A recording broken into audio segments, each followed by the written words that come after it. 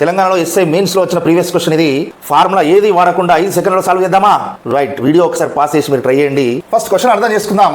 15,000 రూపీస్ని 3 years పాటు P అనే వ్యక్తి క్యూకి ఇంట్రెస్ట్కి ఇచ్చిండు, క్యూ అనే వ్యక్తి ఆర్కి ఇంట్రెస్ట్కి ఇచ్చిండు. కానీ పి క్యూకి ఎంత పర్సెంట్కి ఇచ్చిండు? 8%కి ఇచ్చిండట. క్యూ అనే వ్యక్తి ఆర్కి 11% రేట్ ఆఫ్ ఇంట్రెస్ట్తో ఇచ్చిండట. ఇప్పుడు క్యూకి లాభం వస్తుంది కదా, తక్కువ వడ్డీకి తీసుకొని ఎక్కువ వడ్డీకి ఇస్తే. ఆ లాభం ఎంత అని అడుగుతున్నాడు. దానికోసం మనం ఏం చేస్తామంటే చూడండి, 8% to 11% అంటే ఎంత పర్సెంట్ లాభం వచ్చింది? 3%. ఆ 3% 3 years వస్తుంది అంటే 9% వస్తుంది అన్నమాట. ఆ 9% దేంట్లో? ప్రిన్సిపల్ అమౌంట్లో, అసలులో.